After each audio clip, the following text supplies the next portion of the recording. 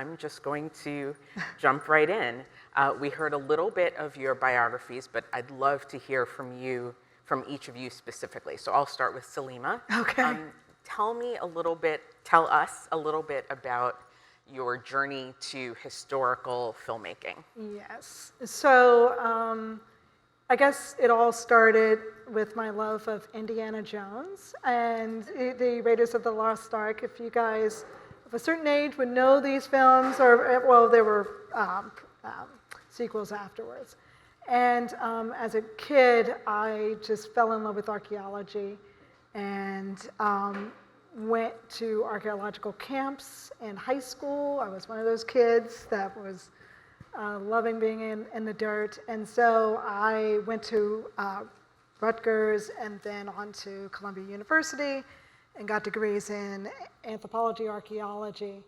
And then I just realized I am not really an academic in that kind of way. I'm more interested in seeing, what historians and archaeologists find and seeing out in the public and what does the public think and how that can change our society and our culture. So I left that track and I went to corporate media for Wall Street for a little bit, and during that time I decided to get an internship and go back to school for media studies. And through the internship with Alex Gibney on a series on blues music, I worked there for 6 months. I got my first position, not there, but he recommended me for my very first job working on the human history of the Grand Canyon for the History Channel. And that was around 2000, 2001, don't want to date myself, but yeah, that's, and from there, I've been doing historical documentaries, but on and off to television, short and long form. So that's how I got there. Great. I have lots more to ask about that. Okay. But Dossie, can you tell us what drew you to history and to filmmaking, to documentary, to podcasting, to just all the different forms of media that you've been a part of? Sure. Hello, everyone. I was a history major in college, but not because I saw that as a career path for me. I wanted to be a musician. I was a musician. And history was just something I was interested in. I thought, this is a good backup, because I thought, being a musician would be a struggle, which ironically, any humanities, it wasn't like my backup was like I was, had some engineering background or something, but as far as producing historical content now, it's a relatively new phase of my career, which is interesting because it sort of does tie back to where I, began in college, where just the quick story is I worked in magazines in the 90s when they actually made money and they were a thing. And then I wanted to be in media. I moved to New York City. I'm originally from Virginia, but I wanted to be in media, so I went to where I thought you needed to be, which is New York. Whether I was going to be a musician or not was a question. Tried that for a little while, but I was like, I want to work in entertainment. That was kind of the vague goal, right? And so I got this temp job in magazines, which led to a full-time offer, but I didn't really read. I was at People magazine. I didn't really read People magazine, but so I was like, well, what do I want to do? And I wanted to go work at HBO because I watched HBO shows. So I went and found a job and got a job there. Great. And then there was a lot of historical content at HBO, and we could talk more about that later because, when we categorize a genre like history, to me, it limits what it actually is. It's just great storytelling. And for a lot of people, the reason, like the program I produce now, the reason we call it History That Doesn't Suck is because we're trying to make history a little bit more accessible, that the learning of history isn't just dates and facts. It's actually stories about people and trying to make it, there are plenty of parts of history that suck, obviously, but the idea that the learning of history should not suck. It should be something that you can easily engage with. So, but anyway, and then I worked at Spotify for a little while, so it's sort of this long journey that sort of led me into where I am now. But along the way, I think it all does connect to like great storytelling, but it just so happens that now I'm producing and very focused on actually telling history as we would mostly define it. So one of the things that I think is really interesting in listening to both of your initial answers, and this is true for me as well, is that you didn't start out, neither of you started out saying, I want to be a journalist or a filmmaker, right? Neither of you studied journalism as an undergrad. I didn't either. I was actually a Japanese major, Japanese and political science. And I always felt like I knew I wanted to be a journalist, so that's a little bit different, but I didn't feel like I absolutely had to study it in order to do it, because I think so much of what we do, as you both said, is storytelling, it's communication, it's writing skills, it's being able to just express yourself. And I thought that it would be really interesting to just have other fields that I was interested in that would just make me more well-rounded as I pursued this path. But I think that's interesting as we're talking to so many students, that a lot of my colleagues and friends did not necessarily study in undergrad. Like they might have gone on to get a master's in media communication, in journalism, but it's not like you absolutely have to do that and have to have this very specific linear path to get to where you want to go. Have you found that as well? You know, I think probably maybe my generation and a little bit older, a little bit, I found that because as a high school student and even as a college student, we didn't have that many kinds of programs like this where you get to meet the professionals, you know, in my field right now. So it really wasn't something that was on the radar at all. And so I came about it just by, you know, by life. And so I think there's nothing wrong with actually studying it, obviously, and then going into it. But yeah, I mean, many of the filmmakers my age or older, or a little bit younger too, they are coming at it from different fields. They're coming at it from, you know, historians or anything, or English, or just really finding, you know, their love of, like you say, storytelling through this medium. And the love of the medium itself, you know, well, for me, you know, creating documentaries and that marriage between the hard fact-finding that you do and then the creative aspect of it. It's just such a beautiful and unique way of storytelling and approaching history that, you know, people do tend to approach it from different disciplines. And usually it's a passion. You know, if you're, you know, I love history, but some people love science, and, you know, instead of maybe going into academia, or become a scientist, they want to, you know, tell the story of, you know, biology or what have you. So yeah. I'd build on that too, and I would say I'm certainly not a historian, right? And I didn't consider myself that when I was in college by any stretch of the, or like that would be a career pursuit. But I do think the skills that you can get from a lot of different four-year degrees, you know, I mean, learning how to write and communicate and research and critical thinking and the things that you know, just how to enhance your curiosity for the most part, you know, how do you amplify that, and being able to structure an approach to how you explore your curiosity and then how you then communicate. We're at the Center for Communication. It really does come down to that, right? Then how do you take whatever that is you've been working on and then share it with others in a way that they will delight in the sharing as opposed to be not interested, right? So. Absolutely.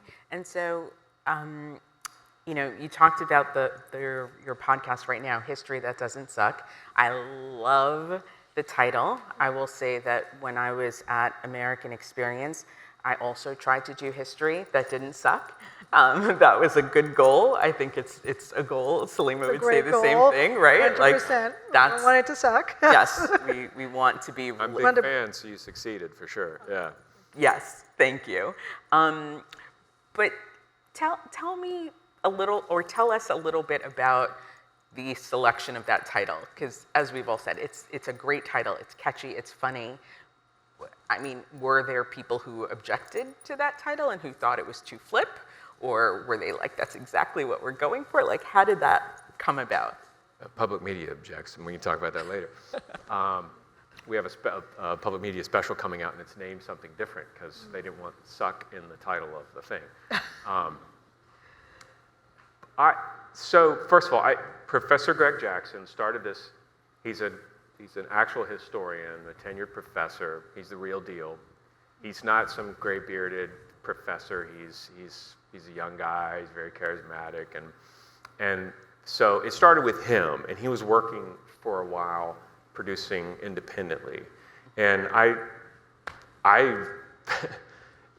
at the time I was building a client base, and I looked around, and this guy had already started to build his podcast into something. And I just cold called him on LinkedIn, I reached out to him on LinkedIn and just said who I was. And so I came into the picture, and my pitch to him was like, I think you're really terrific, and I love what you're doing, and I think we need to scale this, because I think, and I'd been absorbed in all this information about, there was a report that came out in like 2022 about how 8th graders, the vast majority, like 9 out of 10, failed to meet the basic standard for literacy in United States history, right? And that's, I think, less of a fault of the students themselves and more that the deprioritization of social sciences, right, in favor of STEM, right? And so I think you have to be an informed citizen, and to be an informed citizen, you have to know something about history. So I really liked what he was doing, and so this was like a passion move for me. And so I came on board, and the goal was, let's scale this up. Let's see if we can make what you're doing bigger to reach more people.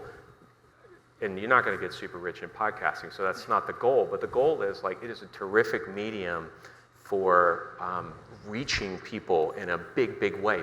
Far more people than he ever reaches in the classroom, every year. And so he came up with the title, just to answer your question. And his title was part of the reason why I was even attracted to it. I was like, oh, this is great. This guy's got some marketing chops, as well as his storytelling ability. And that's how it began. So I take no credit for that. You get to bask in the glory of this great title. But for sure, and then, take the thing, and then let's really put some rocket fuel and help it grow. And in any given month, we only release two new episodes. In any given month, when we release a new episode, we're the #1 history podcast on Apple or Spotify. We fluctuate in the top 10 because the way the charts work, depends on whether you release new content or not. But very proud this is reaching millions of people now, and we have other extensions of the brand too. And so and that's the whole thing I think we should talk about too, because I think just like history as a category is a very limiting thing, I also think when we talk about media, there's so many ways we can express it. So when I think about the podcast, I actually never refer to it as a podcast, even though that's the first format. It is expressed to date now in a couple of different formats, one of them being television starting soon, and we have a live show, for example. So there's all kinds of ways that the content itself can express itself across different mediums. And I think that's increasingly important in how we approach media, because there is no television anymore, really. There is, it's a thing, but it's the same podcasts are on Netflix now, and so, it's that line is completely blurred in my, approach to the thing, and it needs to be, because audiences don't see the lines either, I think. Yeah, absolutely. And I think that you're making such an important point that everything now is multimedia. Everything is cross-platform. I talk about television just because I'm old school, but that doesn't mean watching on a box at home, right? Television to me can be on your phone, on your laptop. It's podcasts, as you said, and so I think that that's a really interesting evolution that has happened over the years, more quickly now than even before. Yeah. But I think that that's like such an important point when I talk to students, when I talk to peers. We are completely platform agnostic, no matter what kind of story we're telling. You have to be able to take multiple bites at that apple and do it in so many different ways. So I think that that's just really, really important. Yeah. Really important to say. Yeah. Something else that you said that leads me back to Salima is you talked about the lack of civics education, or the lacking civics education in this country. You were quoting a statistic about at the 8th grade level, and I think that that continues on from there. Yeah. And so, Salima, you're part of a massive, massive project this year, last year, this year in the American Revolution, which is extremely well timed for the America 250 celebrations. Are people aware of America 250 and what will be happening through the rest of this year? Yeah. Okay. So can you talk about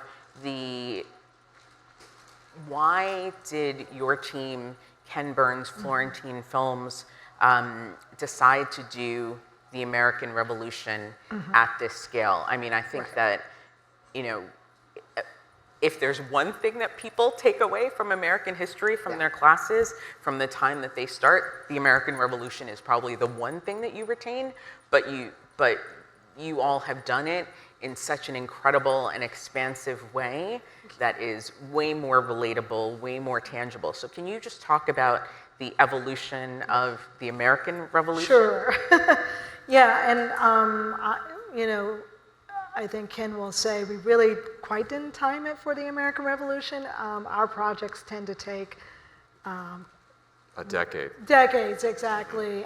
Literally. Yeah, the last project I was on was Hemingway. That was, you know, 4 to 5 years, and then Vietnam War was 10 years in the making. So, you know, things come as they come, but I think, you know, I came onto the American Revolution slightly later than the other producers.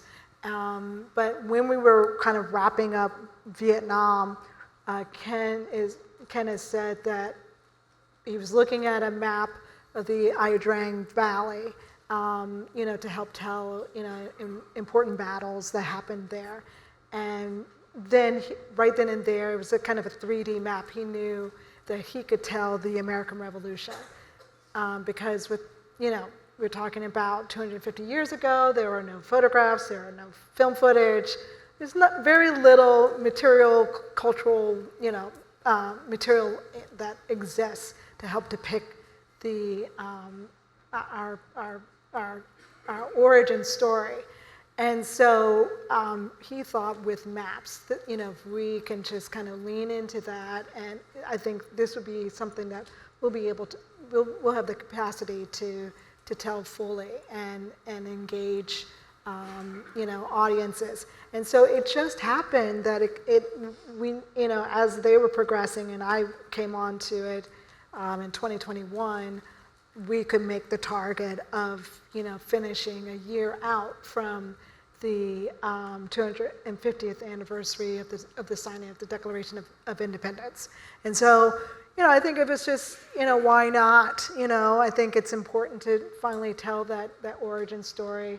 It is something that is out of the ordinary for Ken to do and Florentine Films to do, because we do rely so heavily on the photographic record to tell the stories that we tell. But I think it ended up being a beautiful challenge, and a beautiful visual challenge, as well as, at least I feel it's an important service that I do in order to help tell this story that, I mean, yes, after you know, graduating from high school, I do remember, you know, the signing of the Declaration of Independence and the writing of the Constitution, but that's about it. You know, the things I learned in making this series was not in our history books at all. And I think this was a really good time to kind of bring in the new scholarship, bring in, some of the details that perhaps were taught in your high school classroom, but, hopefully in a more visually engaging way. Can I just Jump in? heap praise on the American Revolution? I thought it was wonderful. And talk about making history more accessible and people engaging with it. I believe you're being modest because the American Revolution was the first time that the PBS streaming service ever charted among Netflix and the others for the very first time last fall when it debuted. It did, That's a massive accomplishment. Yeah. We were one of the top streaming shows of a certain period of time. One of the top streaming I shows think we were within so within much 10. streaming content, and being on the PBS streaming service as opposed to being like on Netflix or HBO or, I think that's wonderful because it not only speaks to how wonderful the show was and you and the entire team, but I think it suggests, it's a validation that people will engage with the content. And there is so much that people need to understand. If you want to understand our country today, you really have to understand our history, and nothing better than going back to its beginning, its origin. And talking about platforms, we were on, PBS's own streaming platform, which was great. We had, great, actually it was record-breaking. The amount of streams the American Revolution had, along with the, not ordinary, but traditional television viewership. I believe, and please look this up, and that we did break Ken's previous record of the Civil War in terms of most viewers watched of any series for PBS. So,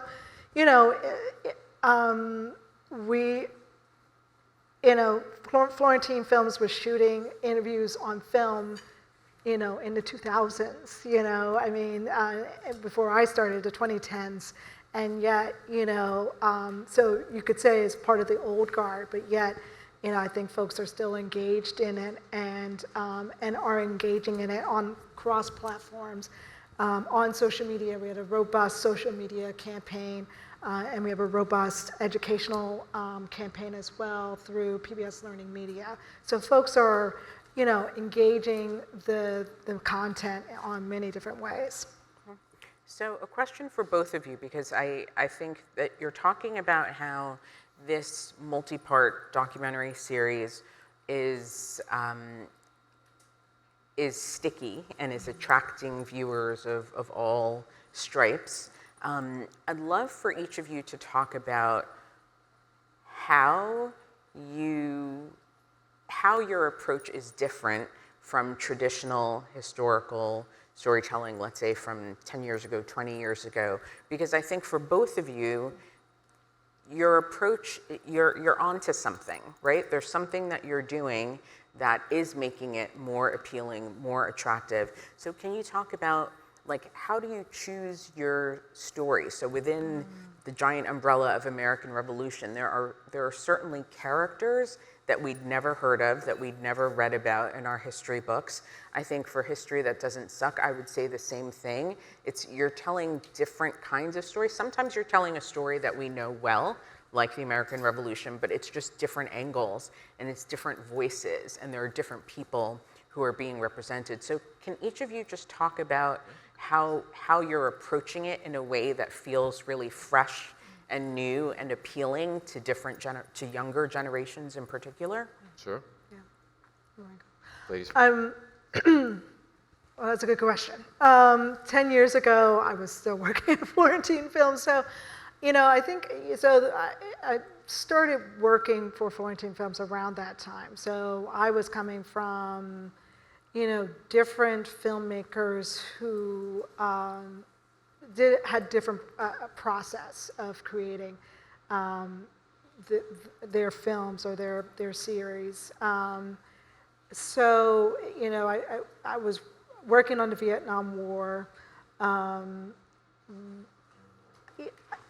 I would say that with the American Revolution, we just kind of had to In terms of our research, and that was mostly my focus, was the research of all the still imagery, the documents, the newspapers, the letters, the paintings, the engravings, all that. Our approach to trying to find that material was certainly different, and we had to be a little bit more creative, and we used new tools that were just coming online. We broke out of going to traditional archives and sending our wish lists of images, and we contacted folks on Ancestry.com and asking them to dig into their attics. Just different ways that people are connecting to each other. We use those connections as well to kind of reach folks that way. I think, Ken and the other co-directors would say in terms of how things are filmed, I know the use of drones is a new thing. So instead of, just shooting from the ground, they did use drones in the Vietnam War, but much more so for the American Revolution. So that new technology, and the technology has been around, but for us, that became really part of building our visual vocabulary for this film versus the Vietnam War. Yeah, and I think just engaging the audience. I think we really leaned into social media. PBS has a great social media team, and they really became, really key partners, and we assist the social media team in helping create that content. And I think that really helped with engaging, younger folk who, and I think just really everyone, because everyone is on social media now. Everyone, maybe don't have, 12 hours to sit, but if they can just, look at some of the social media content, they're learning, amazing facts about, our founding people. So yeah. I would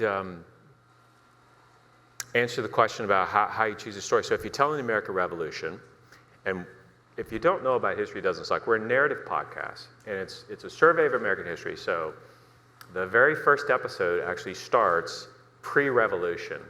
Currently, we are in World War II, so it's a decade-by-decade survey of American history. So by the nature of what it is, it's a survey, which means you have to hit some of the key points, and then you have to figure out where you diverge and tell different stories that maybe help, that aren't just about the government or the military or things like that. So if you take the American Revolution, which is interesting, so in the first 14 episodes, or actually for the Revolution, it's probably the first 9 episodes of History Doesn't Suck, we hit a lot of the same things that were told in the American Revolution, because there's certain things you have to tell. You have to talk about the Declaration of Independence. You have to talk about the conditions that led to the Declaration of Independence. And as far as storytelling goes, you tell those things, but then you find, and I'll come back to this in a second, you find how can you illustrate that through stories. And I could talk about the American Revolution, actually. There's so many stories that you guys did I thought were fantastic, but I'll stay in my lane. I'll stay in my lane and say that, like, the way we had done that too was to, number one, consider our audience. Our audience is typically young, and podcasting in general, it's a much younger audience. So we have to contextualize things to analogy. So if you're talking about the Stamp Act, in a Stamp Act, if you don't know what that is, you can look it up, but like, it's a very important precursor to why the colonists want to declare independence from Britain in the first place, right? And so the professor, when he's talking about the Stamp Act, what he'll try to do is he'll try to make it relevant. And so he'll say, the Stamp Act would be like taxing the internet in our day, right? So you immediately can connect to, like, what does this mean? So imagine if your government all of a sudden decided to tax the internet, right? That's going to get a certain response. So number one, it tries to contextualize it in a contemporary light. And there's so many things I think, I'll talk about mine, not yours. No. But anyway, but we're going to talk, in the American Revolution, you guys talk about the Stamp Act. You talk about all these things, Thomas Paine's common sense. You have to do all these things, the Declaration of Independence. So you have to hit those things, because that is the story. The formation of the nation is about this unlikely union of these disparate colonies, and what was so clear and I think so relevant for today too, like this is a very diverse, big country that we live in today, and it was back then as well. New York was, and this came out in your documentary, and this is what we talk about as well, like, and this makes it relevant. New York couldn't care less about Georgia, and Georgia couldn't care less about New York. They were called United States because, in fact, each colony at the time, and then when we became states after the Revolution, still saw themselves as nation states, right? And until we had the Constitution, we had a federal government, we actually were just a confederacy, actually. Not the confederacy in the terms of the Civil War, but we were bound together. The professor likes to call it, again, contemporizing, he likes to call it friends with benefits, right? And then the Constitution, you put a ring on it. And this is how he tells the story so you can understand the evolution. And I think you have to tell these certain things, but then one, how do you make it relevant for a contemporary audience, and particularly if you're talking to a younger audience, right? And number two, where do you then find the human stories that really bring it to life? And there's so many examples, but you know, if you want to really understand what it was like to be living in that time, you need different perspectives, not just, you know, the founding, quote unquote, founding fathers. You need to understand what it was like for everyday people, and whether they were of land owning and wealthy people all the way down to the folks who were either enslaved or weren't land owning and didn't have money. I mean, it's a completely different experience. And whether you live in New York or New Jersey or Georgia, it's a completely different experience. So I think all those things have to be a factor to guide your storytelling. But at the end of the day, you're just thinking about your audience and how do you make it relevant for the audience, you know, when you're choosing the stories. But you got to hit the high points, otherwise you can't truly tell the story, you know. Yeah, it's like, we say it's a history of the American Revolutionary War, and we use the war itself and the military history as a kind of a spine for the narrative. And then we have these doors that we open. Sometimes we call them telegrams, and more than telegrams, but really just entries into what is like on the home front, what's happening with women, what's happening with people who are enslaved and free, African Americans, what's happening with Native people. And so, I feel like that also, in terms of trying to make it relevant, it's definitely something that I did not grow up with, this kind of history of the American Revolution or the founding of this country. But I think in this telling, we're trying to update it at least from 25, 35 years ago.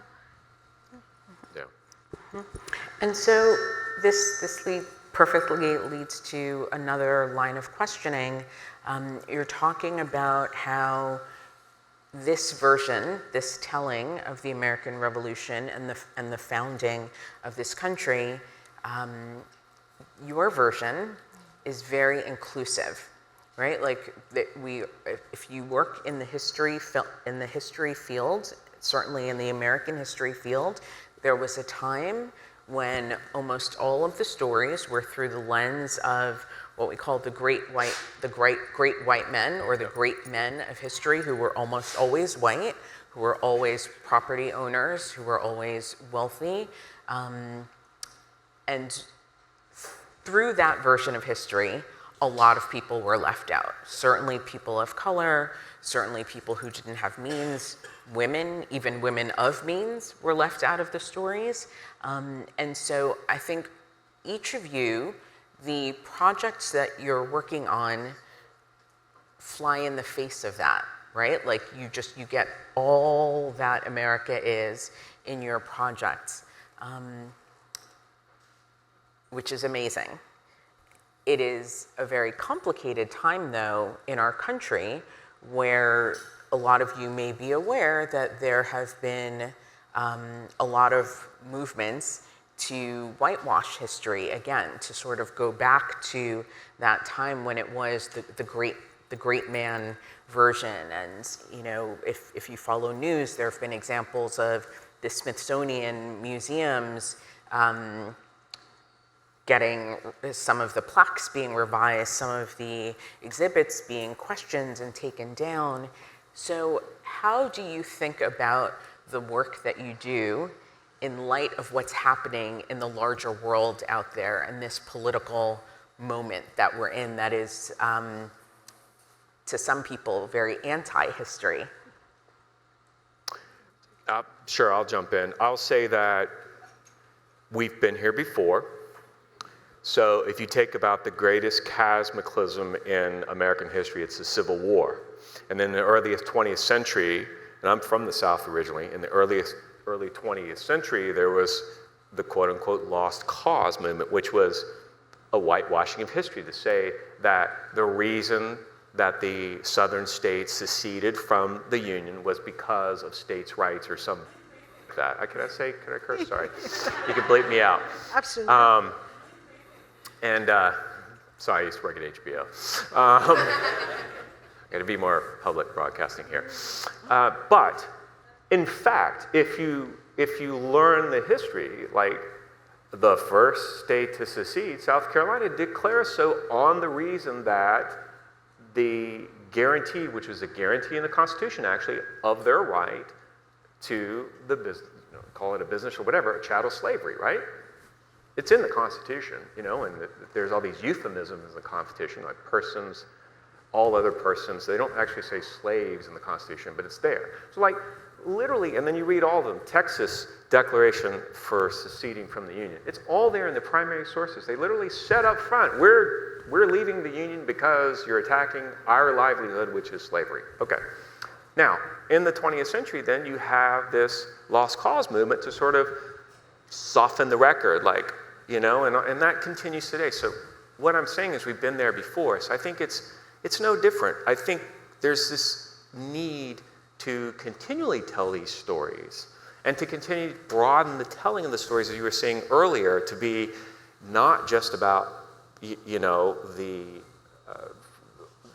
only white men could vote at that time, right? So you can't just tell their stories, you have to tell the others. And then as you move through history, I think the more you can do that, it makes it more, as I said from the beginning, we have been this incredibly diverse country from even before we were a country, and we continue to be that in exponential ways today. But learning that and understanding that, but then knowing the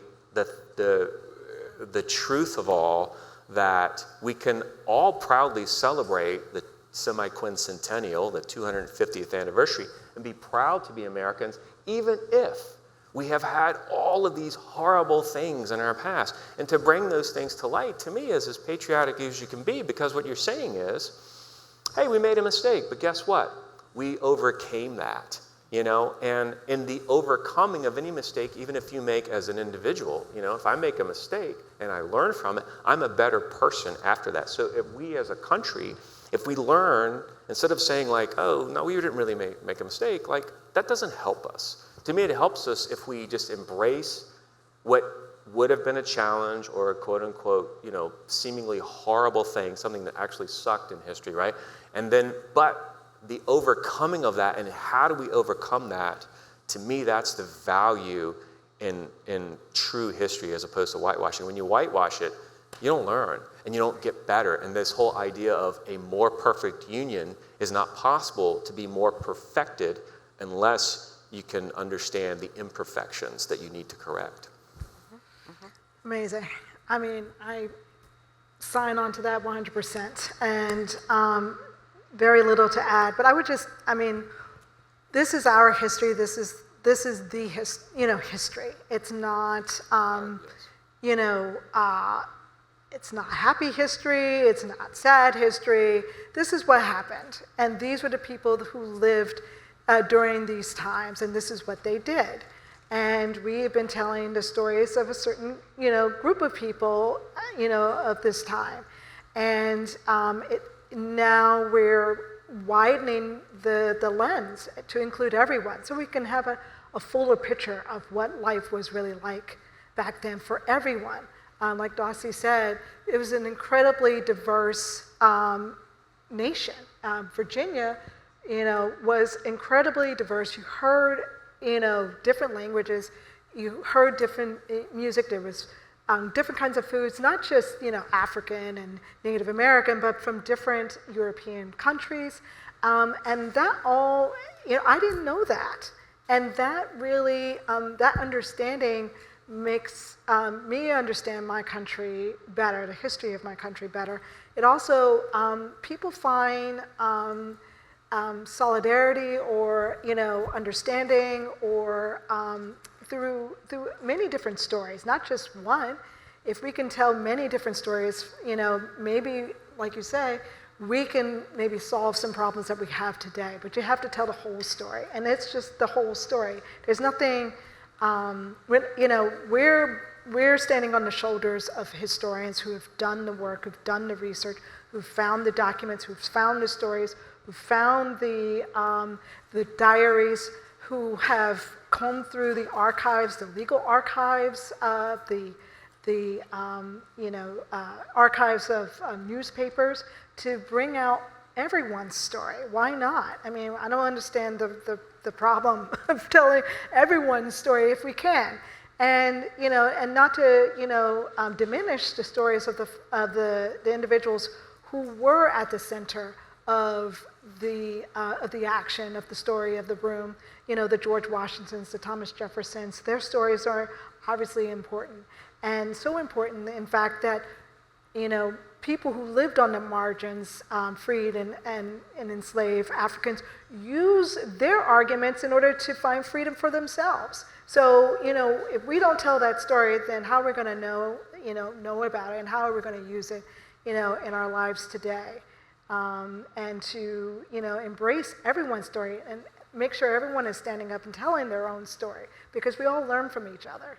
So, I don't know. I think you're right. There is this whitewashing that's happening, but I think you just keep fighting. You just keep telling your stories. You keep saying, we're just going to tell our story. We're just going to tell everyone's story as best as we can with the evidence that we have and the historical documents that we have that are, inspiring new scholars to find these new stories. Phyllis Wheatley's, people are still finding new poems that she's written because people know about her story and are inspired by her story, so they want to study more about it, and so people are going into attics and pulling out, things that haven't been seen before. So, we just have to keep fighting. Yeah, I'll add one last thing to that too. So, as I mentioned earlier, one of the format expressions of History Doesn't Suck is we have this live touring show. And over the past 3 years, we've played, I think we're past 60 different dates and cities across 30 states plus DC, big towns, or big cities, small towns.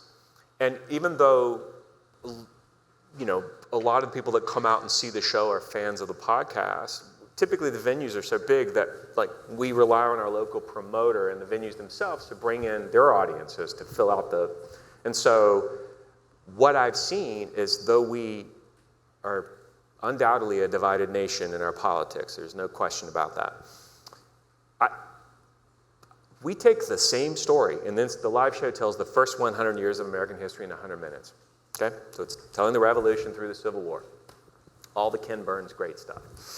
And what I've seen is that, and the audience is also, they range. There's families there with kids as young as 8, all the way up to, seniors, and there's different, race and ethnicity. It's like, it's America, right? And depending on where you go, it can be more or less of whatever.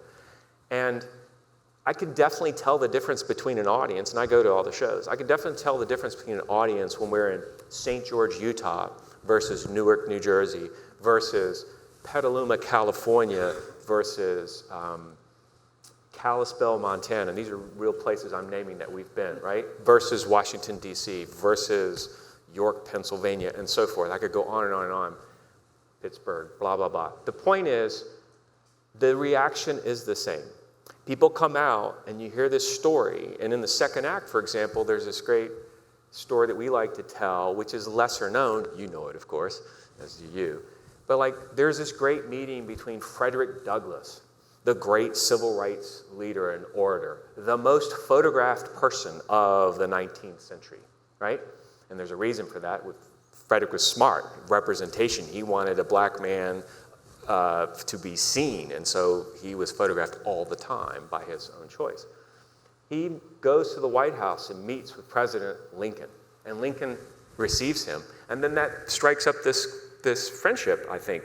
Most historians would say they actually were literally friends at some point. But it's this wonderful story in the second act that shows that during this incredibly difficult period, here you have the perspective of Frederick coming, a formerly enslaved person, coming to the White House and meeting with the President of the United States and working things out together in a way that is just extraordinary. And that same story we tell in all these different places around the country, and some people know it, some people don't. And there's many, many other stories, obviously, but people come out feeling like, you know what? We have so much more in common. And I think our algorithms and our social media, and I think the headlines and things, of course they're going to lead with the things that divide. And we know that that's exactly how the algorithms are set up, right? And so to me, that's the rewarding thing of knowing, actually, when you get to the human-to-human connection, and when I can see it by literally going out there and doing this, we actually do have the capacity to be more empathetic and to be more collaborative and to work through our struggles, because they're endless, and they always have been. And so I embrace this moment as a call to action to say, great, let's talk it out, because it's a triumphal thing to talk about. We're still here after 250 years. It's extraordinary. You know what I mean? So that's my sort of take on it. And I want to reclaim that, and the idea that just waving the flag means you're an American. No, you can wave the flag and be proud, but also say we got problems. We've had problems. We've overcome some problems. Some we haven't yet to overcome, or some we keep revisiting. But we can do it. So that's it. I love hearing that, and just for us at American Experience, I always used to say history belongs to all of us, right? That all of these perspectives matter, that they are all part of the telling and the retelling, and it's really important to hear this variety of voices. Yeah. So with that, we would love to open it up to questions from the audience. We have microphones on either side, so if you can just come on over to the mic, line up, and before you ask your question, tell us your name and what school or company you're affiliated with, and try to be concise if you can, and limit it to one question. Ooh. I'll start on this side. Hello. Oh, wow. Okay. Hi. Hi. My name's Arlise. Thank you so much for hosting this. It's been a really cool, rich conversation. I guess my question has to do with kind of what was referred to in the beginning, where I think you were talking about how things have kind of been blurred in terms of media, like movies, like film, TV and podcasts, how it's all kind of considered it's all melded together in a weird way. And I was just kind of wondering about whether you think it's a positive thing that the lines have been sort of blurred and we kind of, I don't know, it's not really sort of different, and does that contribute to how we call this media content now versus calling it what it is, or art? Do you think that has to do with business eating at the artistic side of things? That's 50 million different questions in one, but do you get what I'm saying? Is that clear? I hope. Sure. Sure. I'll give I'm not a big fan of the word content, to be honest. I'll tell you what hasn't changed. First of all, things change, and they're going to change. So to me, it's neither good nor bad. It's just change. It is what it is. So what has not changed, I think, is we produce a 3-act, 8 to 10,000 word script for every show. So the process is the same as if we were going to do a podcast or create a documentary or whatnot. It starts with the script. It starts with the research.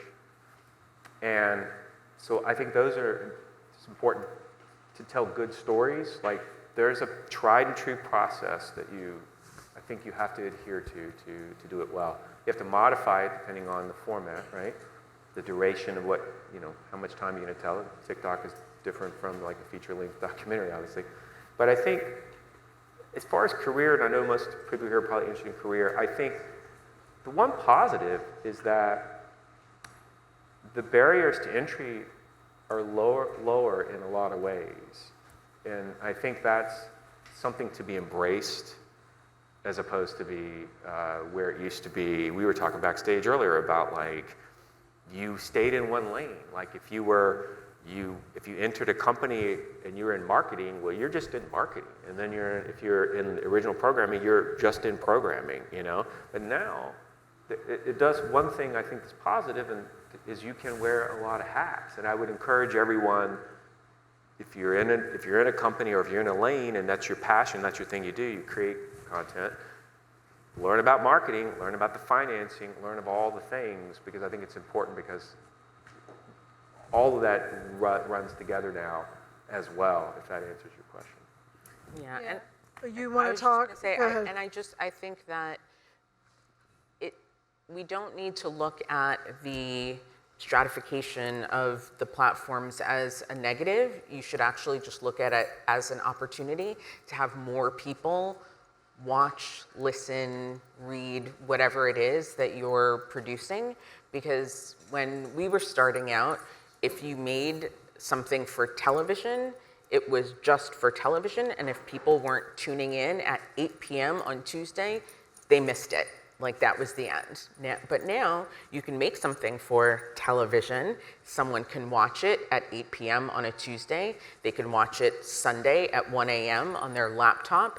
They can listen to it as they're on the subway going to work. And there's just all these different ways that people can get what you're putting out there. And it's great. Like it's a wonderful thing that you're not as limited.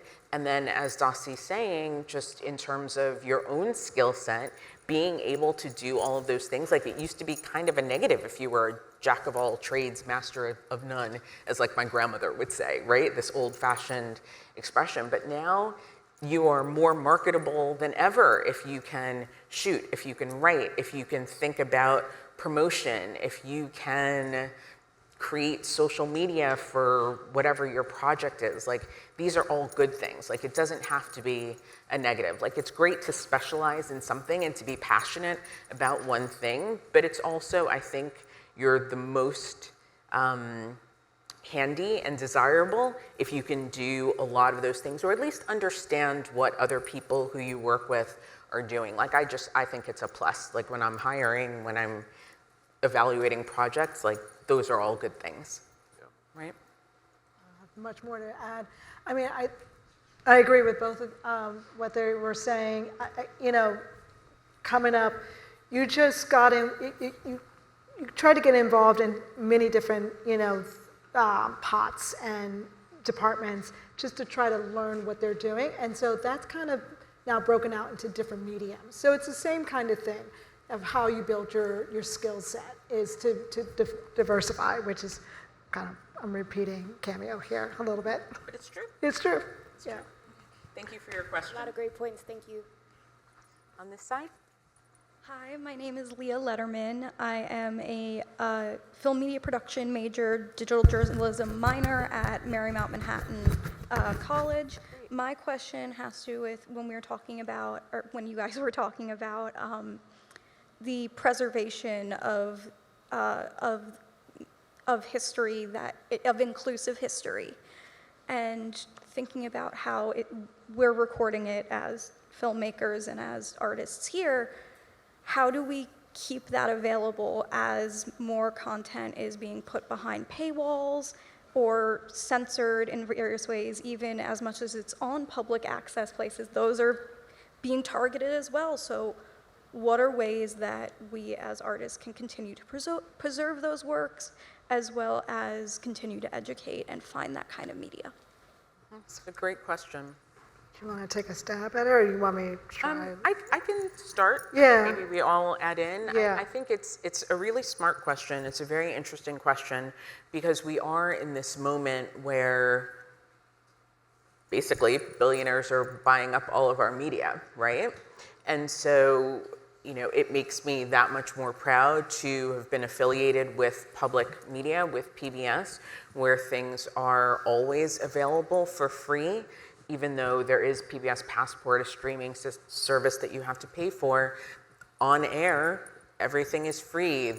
Things are free on YouTube. And so I think as you go along in your career and think about the things that you're producing, like, I hope that more filmmakers, producers, directors think about what they can do to, even if it's just sectioning off some of what you do to make things that are available for everyone, whether it's live events that are open to the public, whether it's through education programs like a PBS Learning Media, or like, most filmmakers have an engagement aspect of what they're doing. I think you don't have to give away everything that you're doing, because that's not fair to the artist to say it's on you to make sure everything's free while the corporate entity gets to monetize what you're doing. But I think that it does behoove you to think about access for people. When I grew up, TV was free, right? Like, you paid for HBO or something like that, but things were available, and we are sort of retreating from that. So as you're thinking about projects, like, think about, okay, maybe your film, if you're making a film or a podcast, is available through a paid service, but maybe you do, a digital video series that supports your project that is available for free.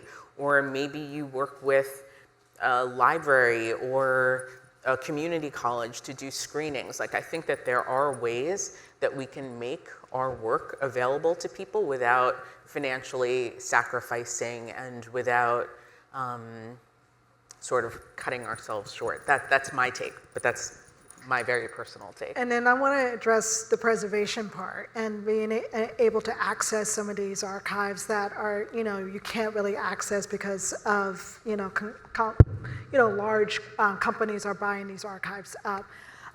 Yeah, that's a huge problem right now, even for, a company like ours, where we have the budgets to be able to go to these different archives and make deals. So, one thing, and so it's something that as a, industry, we should all continue to work on. I'm part of an organization, the Archival Producers Alliance, and, these are some of the issues that we are talking to archives and museums, as well as each other as producers and archival producers. But, when I first started, one of the first things that was taught to me by, the directors I used to work for, were you just have to ask and just say, I am a student filmmaker, or etc., and I'm interested in using part of your archive. How can you help me do that? How can I be able to incorporate, the materials that are, in your archives, and see what they say, because they really do want to work with you. Even some of the larger archives like, Getty Images, or, some of the, news, some sources are not going to work with you, some will. And if there is an image or a piece of material that is central to your story, that can be difficult.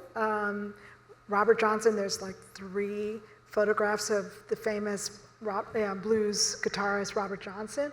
And so, you're just gonna have to work with those individuals, but it's just worth, asking and presenting your position and an argument and see what they say.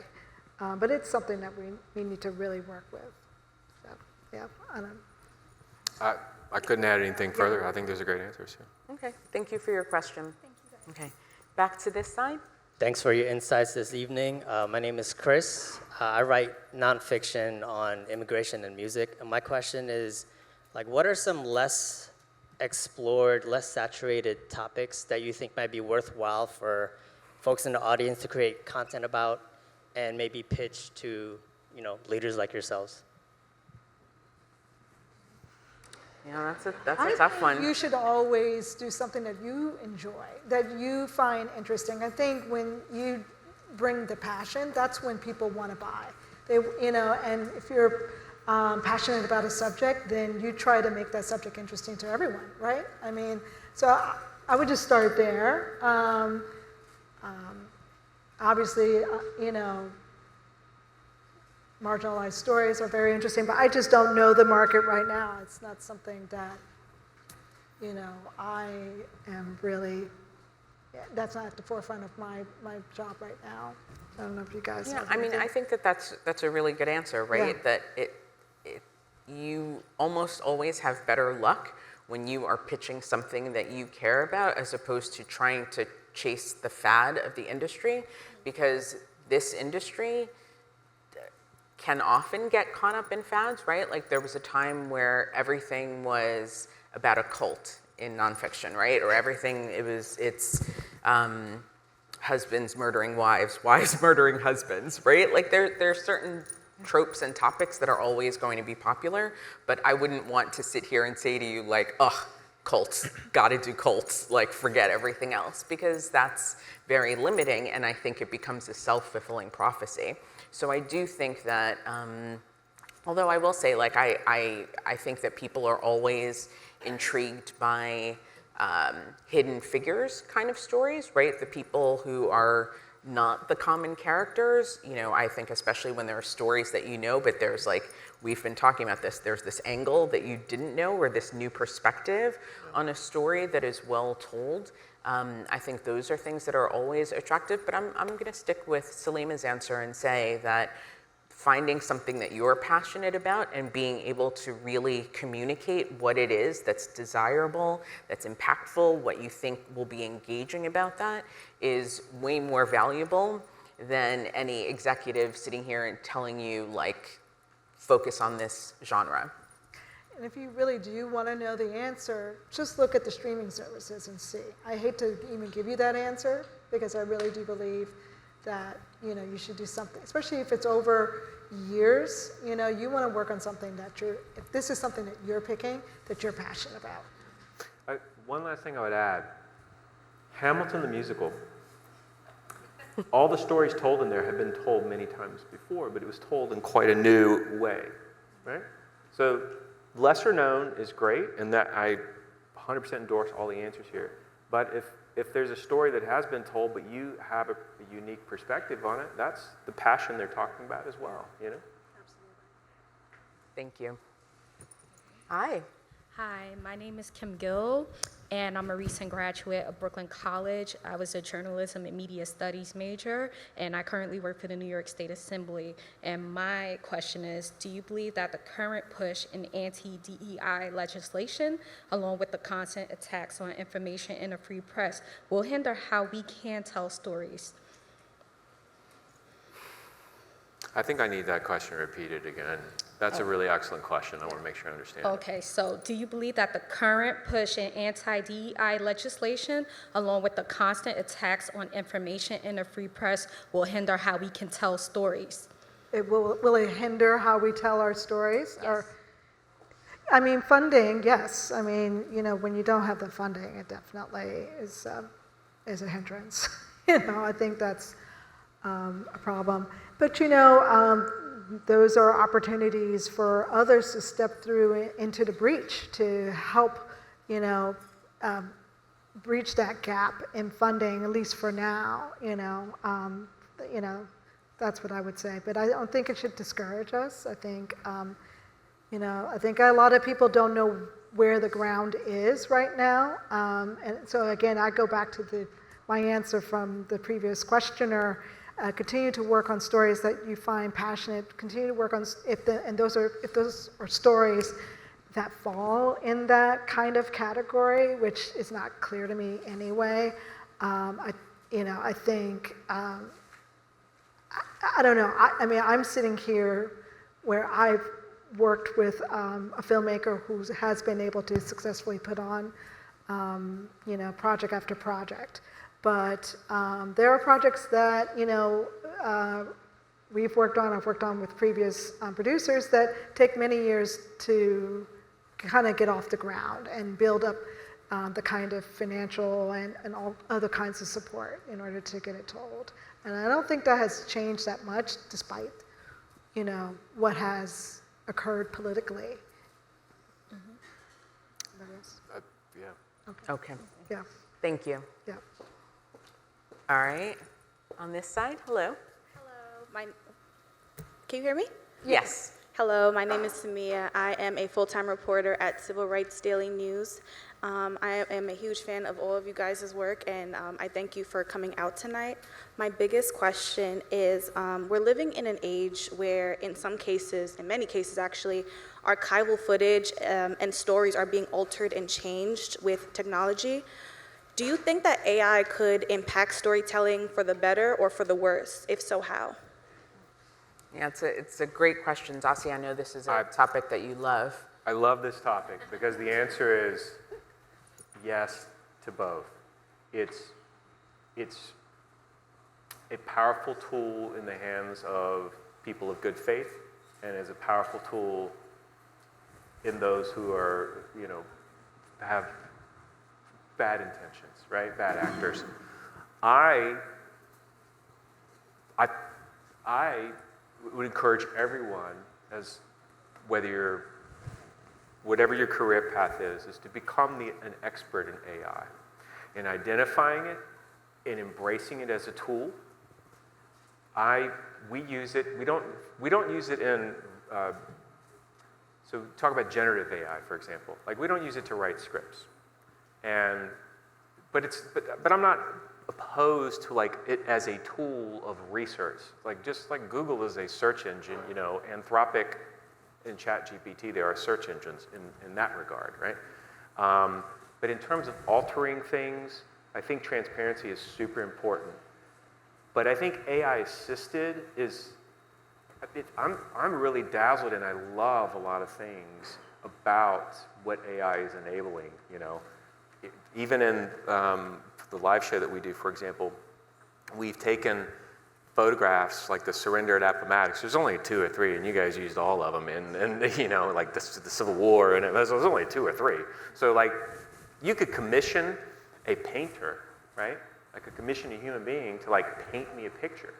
But I can also use an AI tool to create that too. But in the hands of someone who's trying to be historically accurate and trying to present that, I think that's pretty powerful, and it's cost effective.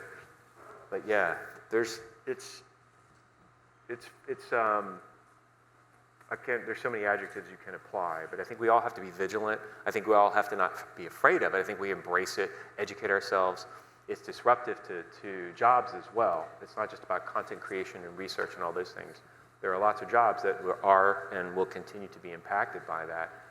But we, you know, all of us can be experts at AI and not be afraid of it, so that the more informed and like truly detail informed and using it and trying it, I think the more we can be the good actors. Yeah, and I think, as you're saying, just transparency around the use of AI, and also I think it's our responsibility to be literate around AI and really try to understand the same way that you would with old-fashioned sources and primary sources. I think it's really important to not just say like, oh, well, I see it on my phone, so it must be true, right? Or I see this video, so it must be correct. So I think as long as we are all challenging ourselves to understand what's real and what's not, and to not just throw up our hands and say, let AI do it, and figure out how to use it as a tool and not the end all and be all, that I think we'll be better off. But yeah, it's like, it's a tool, but it is not all of it. It is not the final say. So I think that's the most important thing for me. Yeah, I want to build on what you just really quickly, for everyone, I think this is important, particularly when we're talking about history. I do think citation is important. We, for example, in our scripts, we use the Chicago Manual of Style citation, right? For any fact that isn't pretty obvious and just known, we use footnotes, and we source at least 3 sources for each footnote, right? AI needs that too. Right. Like, you need to know when something has been altered, or what's the source of that, you know? And I just want to say that. That would be a great, Like, it'd be great to have it, but like also understand, just like anything you hear or read, you know, we all have to be critical thinkers, and now AI, like what we see too, has to be challenged. And if it's not cited and you don't have transparency, then you should be suspicious. Absolutely. Thank you for your question. Thank you. Thank you. I think, do we have one last question or are we wrapped? Yeah, so thank you so much. Before we close up and we actually go into networking, we have a question up there, if you don't mind sharing the mic. Thank you. Great. I didn't mean to come into this. I'm not sure my question is relevant. I'm kind of Yeah, it's hard to coming hear. coming out of a few years of disability life crisis, and the sample that has gotten me work is the historical story of a Dominican figure from about 80 years ago. And you've touched on this a little bit, so I don't want to spend a lot of time on it. I'm kind of looking around now and I'm like, why isn't the historical stuff getting picked up? Have things changed more recently? You just mentioned you took 10, 20 years to make these shows, so this all minority stuff, including disability subject, seems to be under attack right now. So I kind of came here wondering, where do those of us with that kind of subject matter look next? Is there a rock that I didn't look under? Is there another door to look behind? I can speak to that. Last year, American Experience did a film called Change, Not Charity, the history of the Americans with Disabilities Act. And in the process of making that film, we thought it was important to make sure that our film team was comprised of people who identified as having a disability of whatever form. We also wanted to make sure that the film itself was accessible in all different formats. So we did an ASL version, we did audio descriptive version, like we just did a bunch of different versions. And so in the process of doing that, we were actually able to work with a lot of organizations. There's an organization called Forward Doc, FWD DOC, that specializes in stories and makers who identify as disabled. There's a film festival called Real Justice. Like there are a lot of organizations that are, like if you're not looking for them, you may not know that they're there. I'm being perfectly honest, like I did not know they were there until we started working on this project, but there is actually a really large and experienced filmmaker community. And so I think that there are a lot of organizations that are out there, just like there are affinity groups for female filmmakers, for filmmakers of color, for queer filmmakers. Like they're all out there. And I think that, again, I didn't hear all of the question, but I think that these organizations are out there. And I think for me, the takeaway and the learning was that I met a lot of filmmakers who were incredibly talented and passionate, and I want to work with them on stories that are not about disability. Like, I can work with them on stories that are about disability, but I can also work with them about stories that are about anything. And so I think that for all of us in this business, the same thing that someone probably, one of my predecessors would have said about like African American filmmakers don't only have to tell Black stories, right? It's that same sort of thing. And so I think that just that awareness and recognizing that like filmmakers are filmmakers, journalists are journalists, that, we can all do that. And just, there was a question earlier about DEI. It's not a dirty word, right? Like, it's not a bad thing. And so I think that we just all have to just remember that, like, the attacks will come and go. Dasi, as you're saying, this is cyclical. We've been here before. And so I think just as a community of makers, like, we all have to stick together and not stay in our own little bubbles because we're scared of, like, who's attacking us from the right or who's attacking us from the left. So I think, not to just like vent or drone on, but I think that these communities are out there.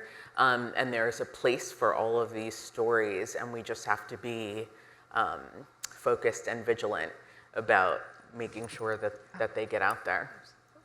Absolutely. Yeah.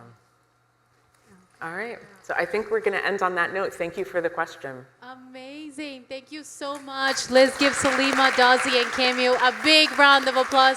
Thank you all for being here. I know they're going to be staying with us for a little bit to do a little bit more of the networking, but we ask you guys to make sure you stay connected, follow us on social media, and we'll see you at our next event on April 20th. Thank you.